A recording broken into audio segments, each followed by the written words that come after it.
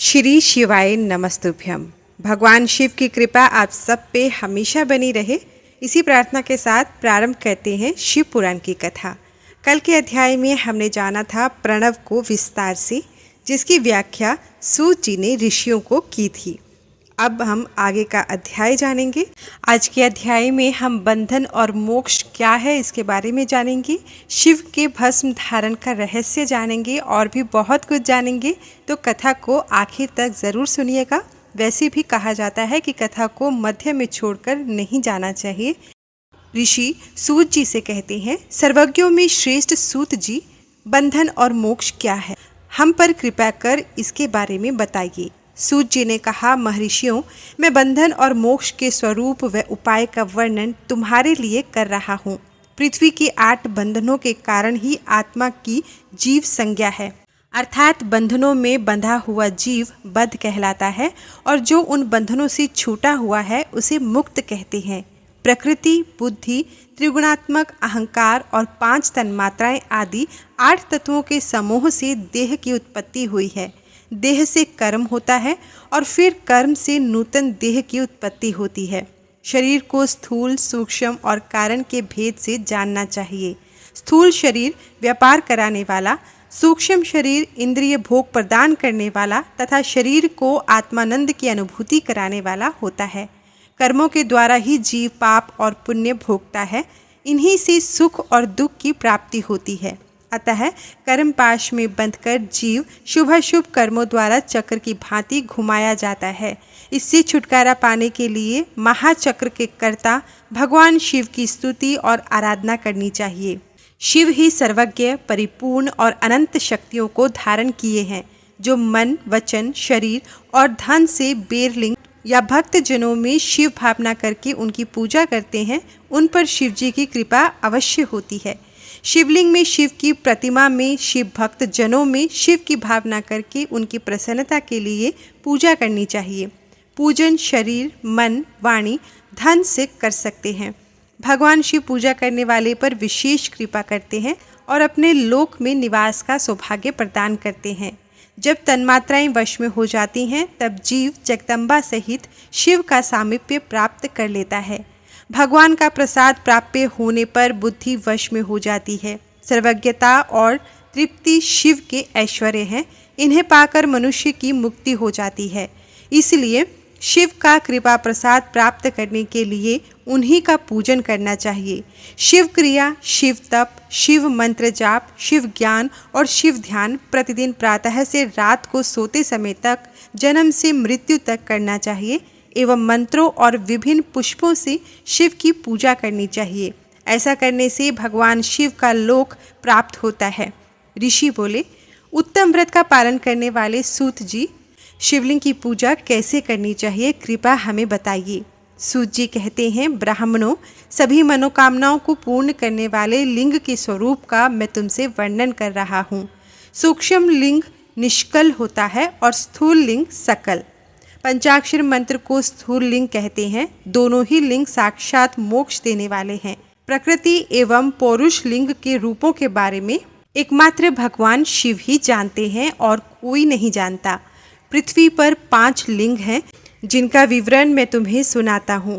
पहला स्वयंभू शिवलिंग, दूसरा बिंदु लिंग, तीसरा प्रतिष्ठित लिंग, चौथा चर लिंग और 5वां गुरुलिंग।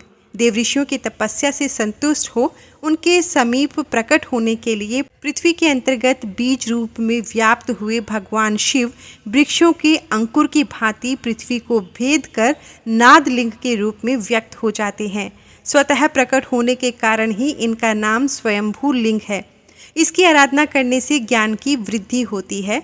सोने, चांदी, भूमि, वेदी पर हाथ में प्रणव मंत्र लिखकर भगवान शिव की प्रतिष्ठा आवाहन करें तथा 16 उपचारों से उनकी पूजा करें। ऐसा करने से साधक को ऐश्वर्य की प्राप्ति होती है। देवताओं और ऋषियों ने आत्म सिद्धि के लिए पौरुष लिंग की स्थापना मंत्रों के उच्चारण द्वारा की। यही प्रतिष्ठित लिंग कहलाता है। किसी ब्राह्मण अथवा राजा द्वारा मंत्रपूर्वक स्थापित किया गया लिंग भी प्रतिष्ठित लिंग कहलाता है, किंतु वह प्राकृत लिंग है। शक्तिशाली और नित्य होने वाला पौरुष लिंग तथा दुर्बल और अनित्य होने वाला प्राकृत लिंग कहलाता है। लिंग, नाभि, जीभ, हृदय और मस्तक में विराजमान आध्यात्मिक लिंग को चरलिंग कहते हैं। पर्वत को पौरुष लिंग और भूतल को विद्वान प्राकृत लिंग मानते हैं। पौरुष लिंग समस्त ऐश्वर्यों को प्रदान करने वाला है। प्राकृत लिंग धन प्रदान करने वाला है। चरलिंग में सबसे प्रथम रसलिंग ब्राह्मणों को अभिष्ट वस्तु प्रदान करने वाला है। सुवर्ण लिंग वैश्यों को धन, बाण लिंग क्षत्रियों को राज्य, सुंदर लिंग शूद्रों को महाशुद्धि प्रदान करने वाला है। बचपन, जवानी और बुढ़ापे में स्फटिक में शिवलिंग का पूजन स्त्रियों को समस्त भोग प्रदान करने वाला है। समस्त पूजा कर्म गुरु के सहयोग से करें। इष्ट देव का अभिषेक करने के पश्चात अगहनी के चावल की बनी खीर तथा नैवेद्य अर्पण करें। निवृत्त मनुष्य को सूक्ष्म लिंग का पूजन विभूति के द्वारा करना चाहिए। विभूति लोकाग्नि जनित, वेदाग्नि जनित और शिवाग्नि जनित 3 प्रकार की होती है। लोकाग्नि जनित अर्थात लौकिक भस्म को शुद्धि के लिए रखें। मिट्टी, लकड़ी और लोहे के पात्रों की, धान्य, तिल, वस्त्र आदि की भस्म से शुद्धि होती है। वेदों से जनित भस्म को वैदिक कर्मों के अंत में धारण करना चाहिए। मूर्तिधारी शिव का मंत्र पढ़कर बेल की लकड़ी जलाएं। कपिला गाय के गोबर तथा शमी, पीपल, पलाश, बड़, अमलताश और बेल की लकड़ियों से अग्नि जलाएं। इसे शुद्ध भस्म माना जाता है। भगवान शिव ने अपने गले में विराजमान प्रपंच को जलाकर भस्म रूप से सार तत्व को ग्रहण किया है। उनके सारे अंग विभिन्न वस्तुओं के सार रूप हैं। भगवान शिव ने अपने माथे के तिलक में ब्रह्मा, विष्णु और रुद्र के सार तत्व को धारण किया है। सजल भस्म को धारण करके शिव जी की पूजा करने से सारा फल मिलता है। शिव मंत्र से भस्म धारण कर श्रेष्ठ आश्रमी होता है। शिव की पूजा अर्चना करने वाले को अपवित्रता और सूतक नहीं लगता। गुरु शिष्य के राजस, तामस और तमोगुण का नाश कर शिव का बोध कराता है। ऐसे गुरु के हाथ से भस्म धारण करनी चाहिए। जन्म और मरण सब भगवान शिव ने ही बनाए हैं। जो इन्हें उनकी सेवा में अर्पित कर देता है वह बंधनों से मुक्त हो जाता है। स्थूल, सूक्ष्म और कारण को वश में कर लेने से मोक्ष प्राप्त होता है। जो शिव की पूजा में तत्पर हो, मौन रहे, सत्य तथा गुणों से युक्त हो, क्रिया, जाप, तप करता रहे, उसे दिव्य ऐश्वर्य की प्राप्ति होती है तथा ज्ञान का उदय होता है। शिव भक्त यथा योग्य क्रिया एवं अनुष्ठान करे तथा धन का उपयोग कर शिव स्थान में निवास करे। भगवान शिव के महात्म्य का सभी के सामने प्रचार करें। शिव मंत्र के रहस्य को उनके अलावा कोई नहीं जानता, इसलिए शिवलिंग का नित्य पूजन करें। अब ऋषियों ने आगे सूत जी से पूछा, हे सूत जी, आप हम पर कृपा करके पार्थिव महेश्वर की महिमा का वर्णन जो आपने वेद व्यास जी से सुना है सुनाइए। सूत जी कहते हैं, हे ऋषियों, मैं भोग और मोक्ष देने वाली पार्थिव पूजा पद्धति का वर्णन कर रहा हूँ। पार्थिव लिंग सभी लिंगों में सर्वश्रेष्ठ है। इसके पूजन से मनोवांछित फलों की प्राप्ति होती है। अनेक देवता, दैत्य, मनुष्य, गंधर्व, सर्प एवं राक्षस शिवलिंग की उपासना से अनेक सिद्धियां प्राप्त कर चुके हैं। जिस प्रकार सतयुग में रतन का, त्रेता में स्वर्ण का व द्वापर में पारे का महत्व है, उसी प्रकार कलयुग में पार्थिव लिंग अति महत्वपूर्ण है। शिव मूर्ति का पूजन तप से भी अधिक फल प्रदान करता है। जिस प्रकार गंगा नदी सभी नदियों में श्रेष्ठ एवं पवित्र मानी जाती है, उसी प्रकार पार्थिव लिंग सभी लिंगों में सर्वश्रेष्ठ है। जैसे सब व्रतों में शिवरात्रि का व्रत श्रेष्ठ है, सब दैवीय शक्तियों में दैवी शक्ति श्रेष्ठ है, वैसे ही सब लिंगों में पार्थिव लिंग श्रेष्ठ है। पार्थिव लिंग का पूजन धन, वैभव, आयु एवं लक्ष्मी देने वाला तथा संपूर्ण कार्यों को पूर्ण करने वाला है। जो मनुष्य भगवान शिव का पार्थिव लिंग बनाकर प्रतिदिन पूजा करता है, वह शिव पद एवं शिवलोक को प्राप्त करता है। निष्काम भाव से पूजन करने वाले को मुक्ति मिल जाती है। जो ब्राह्मण कुल में जन्म लेकर भी पूजन नहीं करता, वह घोर नरक को प्राप्त करता है। अब पार्थिव लिंग की श्रेष्ठता तथा महिमा का वर्णन करते हुए सूत जी ने कहा, हे श्रेष्ठ महर्षियों, वैदिक कर्मों के प्रति श्रद्धा भक्ति रखने वाले मनुष्यों के लिए पार्थिव लिंग पूजा पद्धति ही परम उपयोगी एवं श्रेष्ठ है तथा भोग एवं मोक्ष प्रदान करने वाली है। सर्वप्रथम सूत्रों की विधि से स्नान करें, संध्योपासना के उपरांत ब्रह्म यज्ञ करें, तत्पश्चात देवताओं, ऋषियों, मनुष्यों और पितरों का तर्पण करें। सब नित्य कर्मों को कर कर शिव भगवान का स्मरण करते हुए भस्म तथा रुद्राक्ष को धारण करें। फिर पूर्ण भक्ति भावना से पार्थिव लिंग की पूजा अर्चना करें। ऐसा करने से संपूर्ण मनोवांछित फलों की प्राप्ति होती है।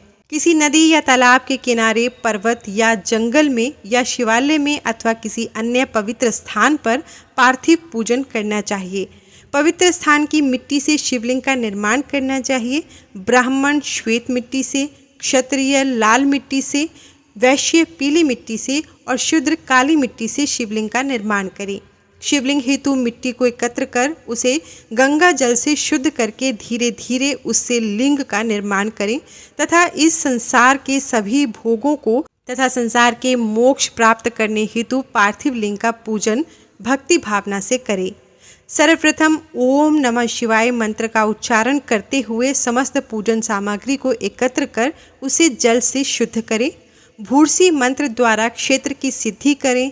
फिर जल का संस्कार करें, स्फटिक शिला का घेरा बनाएं तथा क्षेत्र शुद्धि करें। तत्पश्चात शिवलिंग की प्रतिष्ठा करें तथा वैदिक रीति से पूजा उपासना करें। भगवान शिव का आवाहन करें तथा आसन पर उन्हें स्थापित करके उनके समक्ष आसन पर स्वयं बैठ जाएं। शिवलिंग को दूध, दही और घी से स्नान कराएं। ऋचाओं से मधु अर्थात शहद और शक्कर से स्नान कराएं। ये पांचों वस्तुएं दूध, दही, घी, शहद, शक्कर पंचामृत कहलाते हैं। इन्हीं वस्तुओं से लिंग को स्नान कराएं। तदोपरांत उत्तरीय धारण कराएं। चारों ऋचाओं को पढ़कर भगवान शिव को वस्त्र और यज्ञोपवीत समर्पित करें तथा सुगंधित चंदन एवं रोली चढ़ाएं तथा अक्षत, फूल और बेलपत्र अर्पित करें। नैवेद्य और फल अर्पित कर 11 रुद्रों का पूजन करें तथा पूजन कर्म करने वाले पुरोहित को दक्षिणा दें।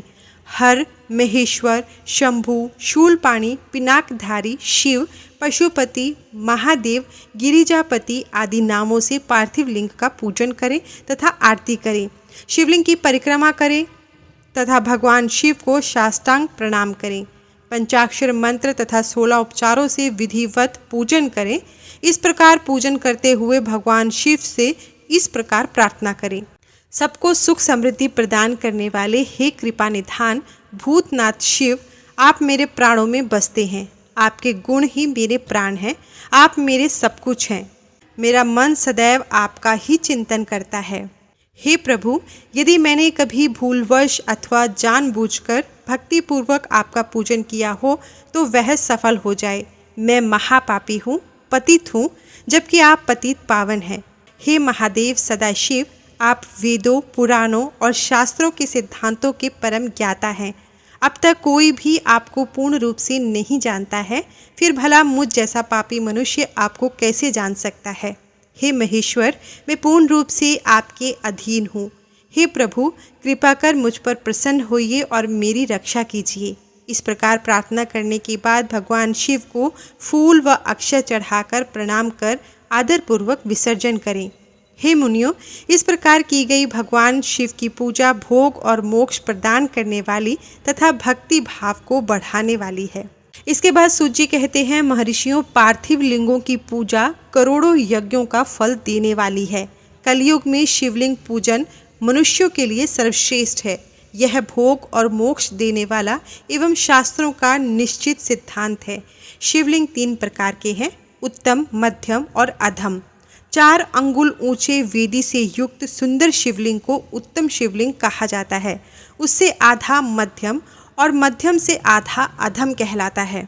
ब्राह्मण, क्षत्रिय, वैश्य तथा शूद्रों को वैदिक उपचारों से आदरपूर्वक शिवलिंग की पूजा करनी चाहिए।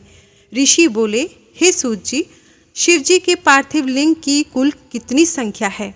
सूत जी बोले, हे ऋषियों, पार्थिव लिंग की संख्या मनोकामना पर निर्भर करती है। बुद्धि की प्राप्ति के लिए सद्भावना पूर्वक 1000 पार्थिव लिंग का पूजन करें। धन की प्राप्ति के इच्छुक 1500 शिवलिंगों का तथा वस्त्र प्राप्ति हेतु 500 शिवलिंगों का पूजन करें। भूमि का इच्छुक 1000, दया भाव रखने वाला 3000, तीर्थ यात्रा करने की चाह रखने वाले को 2000 तथा मोक्ष प्राप्ति के इच्छुक मनुष्य 1 करोड़ पार्थिव लिंगों की वेदोक्त विधि से पूजा आराधना करें। अपनी कामनाओं के अनुसार शिवलिंगों की पूजा करें। पार्थिव लिंगों की पूजा करोड़ों यज्ञों का फल देने वाली है तथा उपासक को भोग और मोक्ष प्रदान करती है।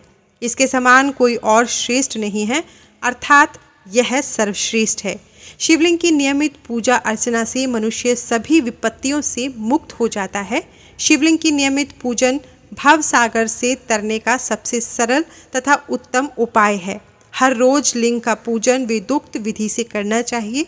भगवान शंकर का नैवेद्यांत पूजन करना चाहिए।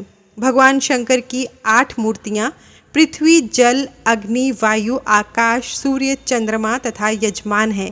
इसके अतिरिक्त शिव, भव, रुद्र, उग्र, भीम, ईश्वर, महादेव तथा पशुपति नामों का भी पूजन करें।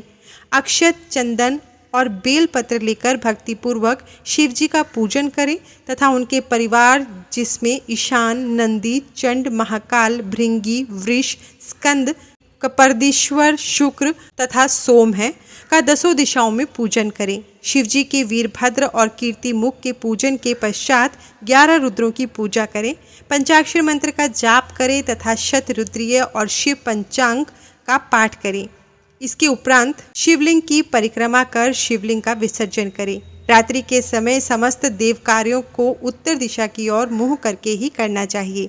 पूजन करने के समय मन में भगवान शिव का स्मरण करना चाहिए। जिस स्थान पर शिवलिंग स्थापित हो वहाँ पर पूर्व, पश्चिम और उत्तर दिशा में न बैठे, क्योंकि पूर्व दिशा भगवान शिव के सामने पड़ती है और इष्ट देव का सामना नहीं रोकना चाहिए। उत्तर दिशा में शक्ति स्वरूपा देवी उमा विराजमान रहती हैं। पश्चिम दिशा में शिवजी का पीछे का भाग है और पूजा पीछे से नहीं की जा सकती, इसलिए दक्षिण दिशा में उत्तराभिमुख होकर बैठना चाहिए। शिव के उपासकों को भस्म से त्रिपुंड लगाकर रुद्राक्ष की माला, बेलपत्र आदि लेकर भगवान का पूजन करना चाहिए। यदि भस्म न मिले तो मिट्टी से त्रिपुंड का निर्माण करके पूजन करना चाहिए।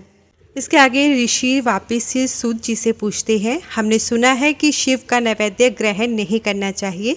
इस संबंध में शास्त्र क्या कहते हैं, इसके बारे में बताइए तथा बिल्व के महात्म्य को भी स्पष्ट कीजिए। सूत जी ने कहा, हे मुनियों, आप सभी शिव व्रत का पालन करने वाले हैं, इसलिए मैं आपको प्रसन्नतापूर्वक सारी बातें बता रहा हूँ। आप ध्यानपूर्वक सुने। भगवान शिव के भक्त को जो उत्तम व्रत का पालन करता है तथा बाहर और भीतर से पवित्र व शुद्ध है, अर्थात निष्काम भावना से भगवान शंकर की पूजा अर्चना करता है, शिव नैवेद्य का अवश्य भक्षण करना चाहिए, क्योंकि नैवेद्य को देख लेने से ही सारे पाप दूर हो जाते हैं। उसको ग्रहण करने से बहुत से पुण्यों का फल मिलता है। नैवेद्य को खाने से हजारों और अरबों यज्ञों का पुण्य अंदर आ जाता है। जिसके घर में शिवजी के नैवेद्य का प्रचार होता है उसका घर तो पवित्र है ही, बल्कि वह साथ में अन्य घरों को भी पवित्र कर देता है। इसलिए सिर झुकाकर प्रसन्नतापूर्वक एवं भक्ति भावना से इसे ग्रहण करें और इसे खा लें। जो मनुष्य इसे ग्रहण करने या लेने में विलंब करता है वह पाप का भागी होता है।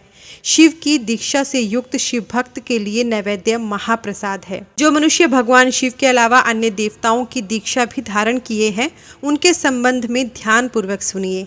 ब्राह्मणों, जहाँ से शालग्राम शिला की उत्पत्ति होती है, वहाँ उत्पन्न लिंग में, रसलिंग में, पाषाण, रजत तथा सुवर्ण से निर्मित लिंग में, देवताओं तथा सिद्धों द्वारा प्रतिष्ठित लिंग में, केसर लिंग, स्फटिक लिंग, रतन निर्मित लिंग तथा समस्त ज्योतिर्लिंगों में विराजमान भगवान शिव के नैवेद्य को ग्रहण करना चांद्रायण व्रत के समान पुण्यदायक है। शिव नैवेद्य भक्षण करने एवं उसे सिर पर धारण करने से ब्रह्म हत्या के पाप से भी छुटकारा मिल जाता है और मनुष्य पवित्र हो जाता है। परंतु जहाँ चांडालों का अधिकार हो वहाँ का महाप्रसाद भक्ति पूर्वक भक्षण नहीं करना चाहिए। बाणलिंग, लोह निर्मित लिंग, सिद्ध लिंग, उपासना से प्राप्त अर्थात सिद्धों द्वारा स्थापित लिंग, स्वयंभू लिंग एवं मूर्तियों का जहाँ पर चंड का अधिकार नहीं है, जो मनुष्य भक्तिपूर्वक स्नान कराकर उस जल का 3 बार आचमन करता है, उसके सभी कायिक, वाचिक और मानसिक पाप नष्ट हो जाते हैं। जो वस्तु भगवान शिव को अर्पित की जाती है वह अत्यंत पवित्र मानी जाती है। हे ऋषियों, बिल्व अर्थात बेल का वृक्ष महादेव का रूप है। देवताओं द्वारा इसकी स्तुति की गई है। तीनों लोकों में स्थित सभी तीर्थ बिल्व में ही निवास करते हैं, क्योंकि इसकी जड़ में लिंग रूपी महादेव जी का वास होता है।